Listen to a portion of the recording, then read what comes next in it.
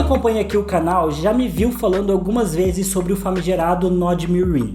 Esse termo se refere a uma dificuldade que o George R. R. Martin passou ao escrever o plot de Meereen durante o quarto e o quinto livro das Crônicas de Gelo e Fogo e que acabou atrasando a publicação desses livros. Inclusive, o Nod Meereen é tão emblemático para o fandom que foi usado como uma referência na série lá em Game of Thrones. Lembra quando o Podrick vai perder a virgindade? O Tyrion recomenda ele ir para ir num bordel onde uma das prostitutas chamada Kyla sabia fazer o nó meereenense, que seria uma espécie de acrobacia sexual. Pois é. Porém, nos livros, o nó revela muito sobre o desenvolvimento da trama e como George R. R. Martin escreve. E já que está demorando 11 anos para sair o sexto livro, pode ser que ele esteja passando por mais um desses nós. Bom, eu sou o TH Magaldi e hoje eu vou explicar o que é e o que foi o nó de Meereen, no caso, o nó de verdade dos livros e não a versão pervertida da série. Vem comigo. Bom, e antes de eu falar sobre o nó de Meereen, eu preciso falar de um outro nó da vida real, supostamente, o nó Górdio. Esse nó existiu lá na Frígia, na Ásia Menor, na época da Antiguidade Clássica. Conta a lenda que o rei da Frígia morreu sem deixar um herdeiro e que um oráculo falou que o sucessor dele chegaria na cidade em um carro de bois. E de fato, isso se cumpriu quando um camponês chamado Górdio foi coroado. Ele então, para homenagear suas raízes, colocou sua coroa na carroça na qual ele tinha chego e amarrou elas no templo de Zeus com um nó que era basicamente impossível de desatar. Quando o Górdio morreu, o mesmo oráculo disse que quem desatasse o nó do Górdio, dominaria todo mundo. Tá, mas o que isso tem a ver com o GOT? Segura essa informação aí. Bom, quem é fã de longa data das crônicas sabe que os 3 primeiros livros foram publicados relativamente rápidos lá no final dos anos 90 e começo dos anos 2000. A Guerra dos Tronos saiu em 96, seguido pela Fúria dos Reis que saiu em 98 e a Tormenta de Espadas nos anos 2000, sempre ali com 2 anos de distância entre as obras. Porém, o Festim dos Corvos saiu apenas em 2005 e a Dança dos Dragões em 2011. E por que houve esse ato maior entre os livros? Basicamente, a principal causa disso foi o Nó de Meereen. E que fique claro que não foi a única causa, já que os livros estavam tomando uma proporção bastante grande para o Martin administrar. Além disso, inicialmente a obra era para ser uma trilogia, mas as coisas foram ficando mais complexas e o Martin resolveu expandir a trama. Quando ele chegou no 4º livro, os personagens estavam em muitos lugares diferentes e existiam novas tramas entrando na história o tempo todo. Somando isso ao estilo natural de escrita lenta do Martin, as obras já tinham tendência a demorar mais, então isso já seria uma explicação. Porém, foi justamente na situação de Meereen que as coisas se complicaram um pouco mais. Basicamente, o conceito do Nó de Meereen contempla 2 situações. A primeira é que, até o 3º livro, o Martin tinha apresentado diversos personagens principais e eles tinham saído pelo mundo. Porém, durante os eventos do festim e da dança, diversos desses personagens, com pontos de vistas que nunca tinham se encontrado antes, estavam se encontrando pela primeira vez. E o Martin sentia que precisava estruturar melhor os contextos para que todos os personagens principais que fossem se encontrar fizessem isso de uma forma natural, sem prejudicar nenhum desenvolvimento de trama e nenhum desenvolvimento desses próprios personagens. Em Meereen, isso era muito mais evidente, porque tinha muitos personagens principais que estavam convergindo para a cidade ao mesmo tempo, e o Martin precisava fazer tudo isso acontecer de uma forma gradual e natural, sem atropelar nenhum plot importante para a trama. Ele mesmo já falou sobre isso várias vezes, e eu vou ler aqui uma das citações da qual ele explica um pouco do assunto, mas primeiro tentem lembrar como Meereen está no final do 5º livro. Ela está cercada por exércitos, atormentada pelos filhos da Harpa internamente, infestada de doenças, né? E com inúmeros personagens principais tentando chegar até a cidade. Então para lembrar disso tudo antes da gente ir para a citação do Martin. 2000 anos depois. Lembrou? Então vamos lá. Abre aspas. Foi uma confluência de muitos fatores mesmo. Começando com a oferta de Charo para dar navios a Dany, e ela acaba recusando, o que leva Qarth a declarar uma guerra contra Meereen. É então que Daenerys casa para pacificar a cidade. Então temos a chegada do exército em Caíta nos portões de Meereen, além de uma série de personagens que estavam indo para lá em determinada ordem: Tyrion, Quentyn, Victarion, Aegon, Meryn e etc.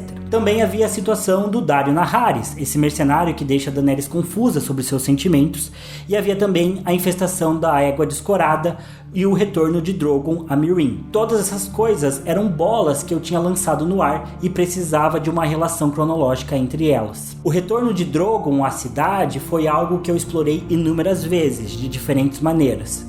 Por exemplo, eu escrevi 3 diferentes versões da chegada de Quentyn a Meereen. Na primeira, ele chegava muito antes do casamento da Dany. Na segunda, ele chegava depois do casamento. E na terceira, que acabou sendo a versão final, ele chegava um dia antes do casamento. Eu precisei escrever cada uma dessas versões para comparar e ver como elas impactavam no desenvolvimento da história de outros personagens, mesmo na história dos personagens que ainda nem haviam chegado até Meereen. Fecha aspas. Ou seja, muitos personagens diferentes estavam indo para a cidade e muita coisa estava acontecendo por lá.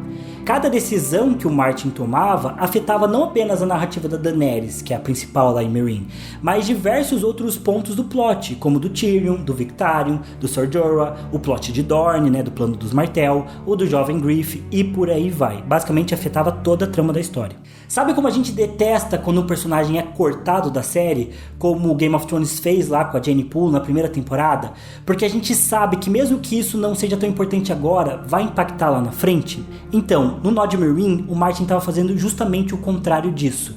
Ele sabia que o timing das situações e a forma como elas iam ocorrer era completamente importante. Então ele tomou todo o cuidado para que os eventos de Meereen acontecessem da melhor forma possível. E sendo bem fanboy, é justamente por isso que as Crônicas de Gelo e Fogo é a melhor história de todas para mim.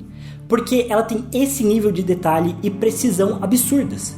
E é também por isso que eu acredito que se o Martin tá demorando para escrever, é porque ele tá tratando a história com o maior cuidado possível. Ah, mas ele podia cortar os plots e reduzir, matar os personagens. Tá, mas quem gosta de matar personagem e cortar plot é o D&D. Se você quer uma versão simplificada das crônicas, é só você assistir a série, que é uma ótima adaptação, aliás. Ela faz esse papel muito bem. E também por isso que ela é a melhor série de todos os tempos. Porém, o final da série deu errado justamente porque eles não tiveram cuidado com os detalhes.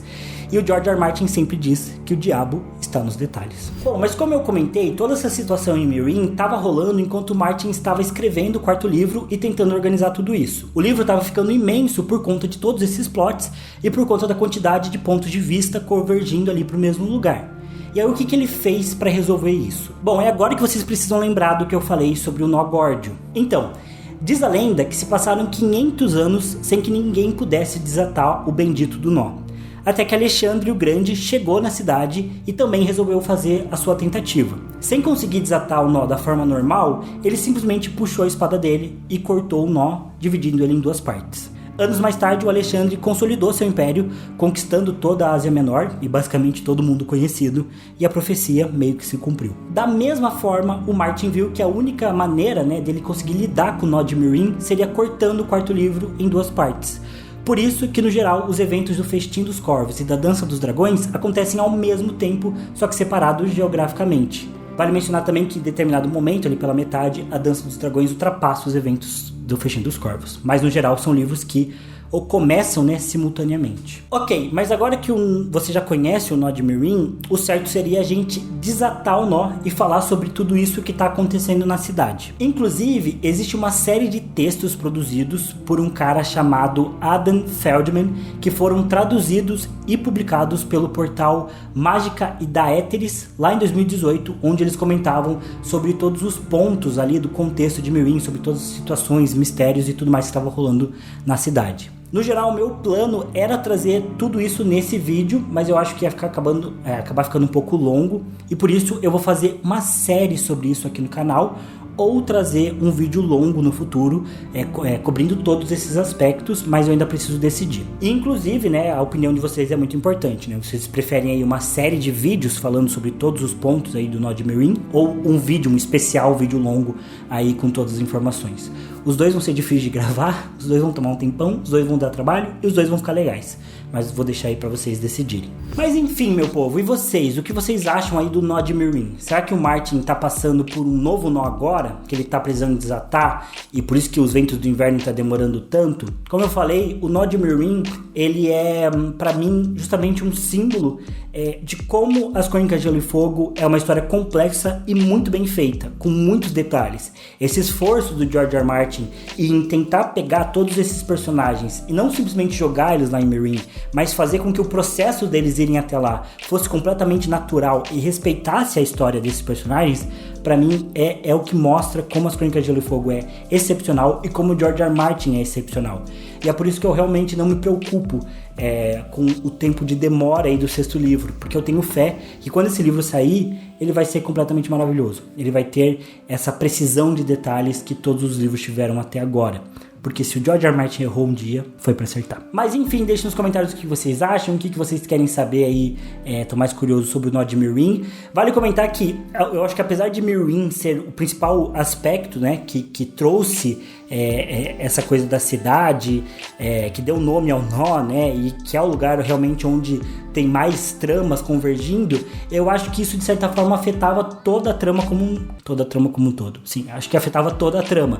Então acho que tem outros lugares ali de Westeros, por exemplo, o plot do Stannis, né? Stannis está se preparando para atacar o Winterfell e agora tá convergindo vários personagens lá, tem a Asha, tá indo lá o cara da muralha, que eu esqueci o nome, né, que é o banqueiro lá do Banco de Bravos, tem, né, o Ramsay, né, lá na muralha, que não tem ponto de vista, mas a gente percebe que ali em Winterfell e no plot de Stannis tem várias histórias convergindo e é um momento muito importante pra trama, né?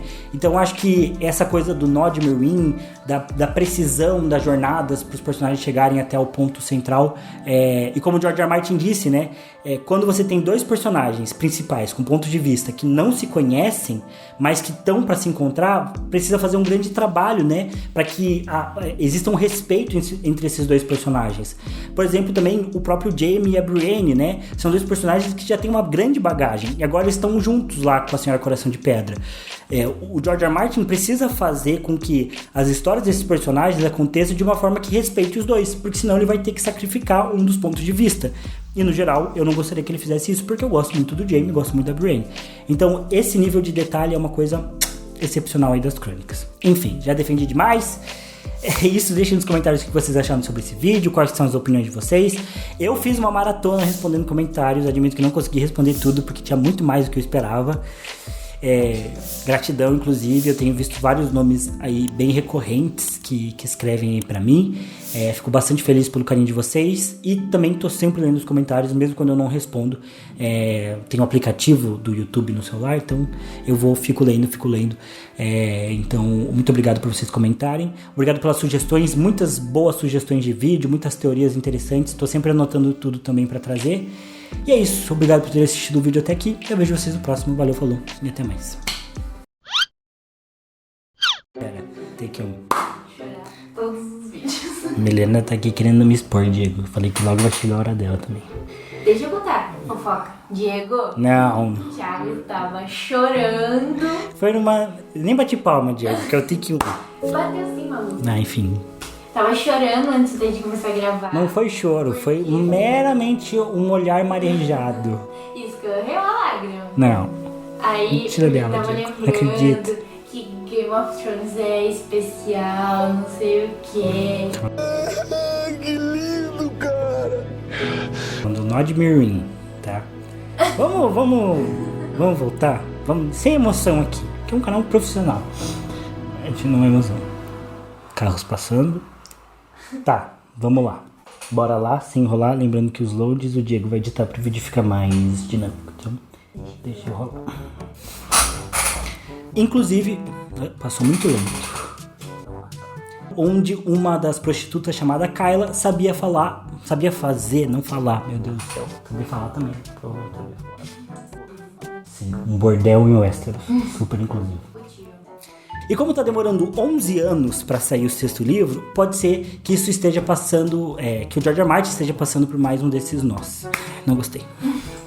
Dá pra voltar do... E como tá? Não, eu vou voltar da... Não é de meninas. Tem uma imagem. Até pensei em usar em capa do vídeo. Mas 1 vai ser muito apelativo, 2, talvez o YouTube me derrubasse. Então, talvez não. E que um oráculo falou que o sucessor dele chegaria na cidade em um carro de bois. Peraí que eu achei que ficou muito rápido esse trecho. Muito lento. Muito assim com a mão, tipo, um movimento, parece que... Bom, quem é fã de longa data das crônicas sabe que os 3 primeiros livros foram publicados relativamente rápidos. Lá no final dos anos 2... O que foi? Diego, não deu tempo de lembrar. Então você pode fazer um... Não sei. Um cri-cri para as pessoas. Por conta de todos os plots e os pontos de vistas. Vamos... Quanto tempo deu?